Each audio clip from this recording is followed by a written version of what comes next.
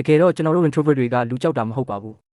ကိုယ်နဲ့စိတ်တူကိုယ်လူဖြစ်တဲ့သူကိုယ်နဲ့ရင်းနှီးတဲ့သူတွေရှိမှဆိုရင်တော့ကျွန်တော်တို့ဟာအရန်စကားပြောကောင်းတဲ့သူတွေပါကျွန်တော်တို့မှာလူတွေတိတ်မသိတဲ့ချစ်စရာကောင်းတဲ့အကျင့်လေးတွေလည်းရှိနေတတ်ပါတယ်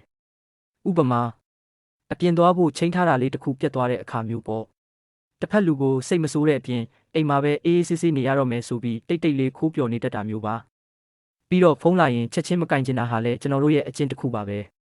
တစ်ဖက်လူကိုအလေးမထားလို့မဟုတ်ပဲစကားပြောဖို့အတွက်စိတ်ကိုအသင့်ပြင်ဖို့အချိန်ခဏလိုအပ်လို့ပါ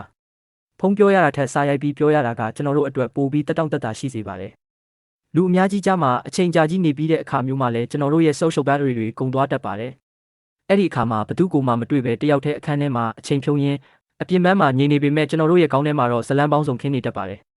ကိုဖြစ်ချင်တာတွေစိတ်ကူးရင်တာတွေကိုကိုယ်ကဘာလေးနဲ့ကိုဖန်တီးပြီးပျော်နေတတ်ကြတာဟာ introvert တို့ရဲ့လှုပ်ဝက်ချက်လေးပါပဲဒီအချက်လေးတွေထဲမှာတင်နဲ့ရောဘယ်နှချက်လောက်တူနေမလဲ